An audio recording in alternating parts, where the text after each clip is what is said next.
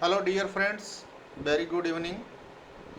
Today I am before you all with a new topic and you are watching Economics with Sukla sir.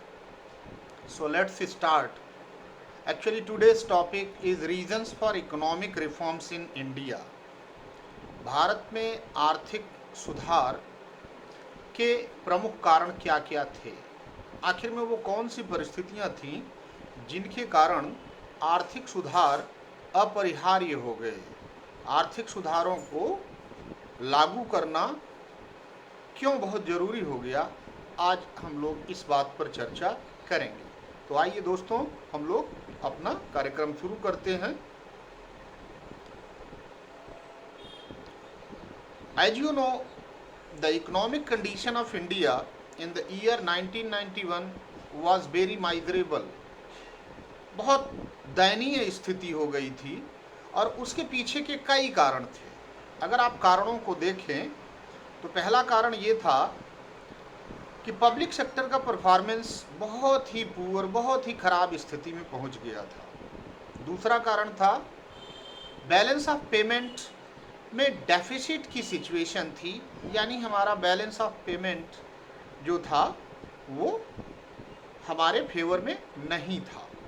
हमें import पर ज़्यादा payment करना पड़ रहा था और एक्सपोर्ट से बहुत कम आमदनी हो पा रही थी। तीसरा पॉइंट था इन्फ्लेशनरी प्रेशर्स, यानी स्फीतिकारी दबाव हमारी अर्थव्यवस्था पर अत्यधिक था और महंगाई की समस्या सुरसा की तरह मुंह बाए खड़ी थी। उसके बाद fall in foreign exchange reserves, हमारे यहाँ हमारे देश में जो फॉरेन एक्सचेंज रिजर्व था उसमें भारी गिरावट दर्ज की गई। और इस तरह से जो अगला कारण था इकोनॉमिक रिफॉर्म्स का भारत में, वो ये था कि अब हम लोग बहुत बुरी तरह से उधार या कर्जे में डूब गए, हम पर ह्यूज बर्डन ऑफ डेट्स था। That is why it became indispensable for initiating the economic reforms in 1991. And moreover, last but not least, the reason for economic reforms in India was inefficient management. Those who were managing the things, that is the economy, their tools, that is the way of dealing with the economy was inefficient. That is why this kind of problem we had to face. So let's start one by one. पहले हम देखेंगे कि poor performance of public sector का मतलब क्या होता है और ये किस तरह से हमारी इकोनॉमी को अफेक्ट किया। जैसा कि आप सभी जानते हैं, 1951 से पब्लिक सेक्टर को एक लीडिंग रोल दिया गया जिससे कि भारत का आर्थिक विकास हो सके। जबकि अगर आप देखें कुछ पब्लिक सेक्टर इंटरप्राइजेस को छोड़ दिया जाए तो ओवरऑल परफॉर्मेंस बहुत ही निराशाजनक रहा। अब अगर इन सारे जो बड़े लॉसेस इनकर हुए पब्लिक सेक्टर के द्वारा, गवर्नमेंट ने ये सोचना शुरू कर दिया कि अब ये वक्त आ गया है जब हम रिफॉर्म प्रोसेस को, सुधारात्मक उपायों को लागू करें।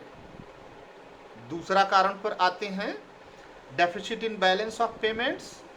Deficit in balance of payment का मतलब होता है कि जब हम एक्सपोर्ट का बिल अधिक दें और इंपोर्ट पर बिल ज़्यादा हमारा हो और एक्सपोर्ट पर हम कम प्राप्ति कर पाएँ, तो जो गैप बनता है, जो डेफिसिट होता है, जो हमें ज़्यादा पैसा विदेशियों को देना पड़ता है सामान खरीदने के लिए, उसके एवज में जो हम बाहर से फॉरेन करेंसीज ले आते हैं वो बहुत कम होती है, जिसके कारण डेफिसिट पैदा हो जाता है। Even after imposing heavy tariffs and fixing quotas there was a sharp rise in imports. मतलब जब हमने हैवी टैरिफ और कोटाज फिक्स कर दिए कि हम इतनी ही चीज़ें और इतनी मात्रा में बाहर से मंगाएंगे, उद्देश्य ये था कि हम जिससे अपने इम्पोर्ट बिल को मिनिमाइज कर सकें, लेकिन इसके बावजूद भी हमारा इंपोर्ट बिल बढ़ गया।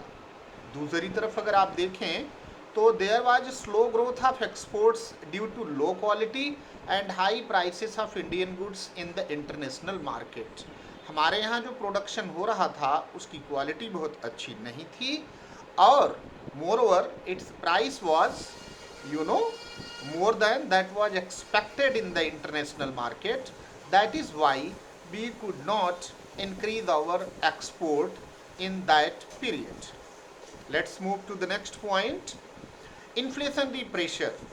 If you look at कि जब चीज़ों के दाम असामान्य रूप से बढ़ने लगे और मनी सप्लाई के कारण, तो इसेंशियल गुड्स की शॉर्टेज हो जाती है, और इस इन्फ्लेशनरी प्रेशर से सबसे ज़्यादा सफरर कॉमन मैन होता है, जिसके कारण ये आवश्यक हो गया कि अब हम आर्थिक सुधारों की तरफ अपना कदम आगे बढ़ाएं।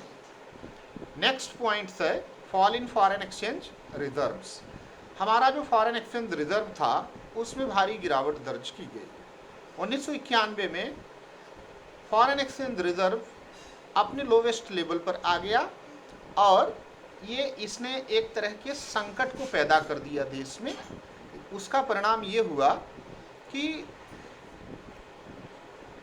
अब हमारे पास इंपोर्ट बिल पे करने का 2 हफ्ते से अधिक का पैसा नहीं रह गया, और हमारा सबसे ज़्यादा फॉरेन एक्सचेंज खर्च हो रहा था इंटरनेशनल लेंडर्स से, जो हमने पैसे लिए थे उधार में, उनको इंटरेस्ट पे करने में।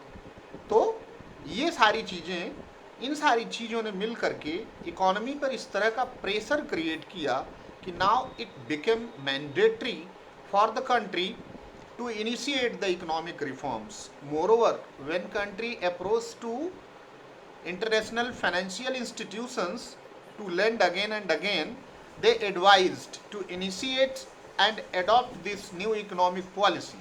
और अगर आप न्यू इकोनॉमिक पॉलिसी को अडॉप्ट नहीं करते हैं, अपनी इकोनॉमी को ओपन नहीं करते हैं, तो फिर आप इसी तरह से सफरर बने रहेंगे, जिसके कारण भारतीय नीति निर्माताओं को ये कदम उठाना पड़ा। अब परिणाम स्वरूप हमारे ऊपर बर्डन जो डेप्थ का था, कर्ज इतना अधिक बढ़ गया कि हमारा expenditure of the government was much higher than its revenue. जो राजस्व हम वसूल करते थे उससे ज़्यादा हमारा खर्च। आप सामान्य सी बात है, इस चीज़ को समझ सकते हैं कि अगर आपका खर्चा अधिक हो और आमदनी कम हो, तो निश्चित रूप से आपको अपने खर्चे को पूर्ण करने के लिए कहीं न कहीं से उधार लेना पड़ेगा। तो परिणाम स्वरूप government had to borrow money from banks, public and from international financial institutions. That is why we caught in a vicious circle of debt. अब इनएफिशिएंट मैनेजमेंट जो कारण था इकोनॉमिक रिफॉर्म्स को इनिशिएट करने का, इफ यू लुक एट जो initial financial crisis थी, that can be traced from the inefficient management of the Indian economy. मतलब कोई एक ऐसा सेक्टर नहीं था जहां पर इनएफिशिएंसी ऑफ मैनेजमेंट हो, बल्कि आप इस तरह से इसको समझें कि कोई ऐसा सेक्टर नहीं था जहां पर इनएफिशिएंसी ऑफ मैनेजमेंट ना हो। Government was not able to generate sufficient revenue from internal sources. सरकार टैक्सेशन से, पब्लिक सेक्टर इंटरप्राइजेज से कितना अधिक रेवेन्यू जनरेट कर सकती है, क्योंकि वो चीज़ सरकार के हाथ में होती है और सरकार उसको इनिशिएट करती है, और सरकार का बेसिक पर्पज होता है to achieve the public interest, that is to increase the public welfare. So there is a least possibility to get maximum profit there from taxation and public sector enterprises. अब government expenditure began to exceed its revenue by such a large margins that it become unsustainable. अब जो हमारा खर्चा था, सरकार का खर्चा था, वो रेवेन्यू से इसके इतना अधिक बढ़ गया कि अब हमारे लिए उसको सस्टेन कर पाना बहुत मुश्किल हो गया। उसके पश्चात at a times the foreign exchange borrowed from other countries and international financial institutions was spent on meeting consumption needs. उसी समय पर जो फॉरेन एक्सचेंज हमारी जो बोरोइंग थी वो भी बहुत ढीली होती जा रही थी, क्योंकि किसी व्यक्ति को, किसी देश को कोई इंटरनेशनल फाइनेंशियल इंस्टीट्यूशन कब तक कर्ज दे सकता है। Consequently, upon government approach to international financial institutions like World Bank and International Monetary Fund, and they suggested to initiate the economic reforms in order to come at the right path so that economy can prosper and country can move forward. So I hope friends you must have enjoyed this particular topic that I shared with you all, and will come soon with before you with another topic. Thank you.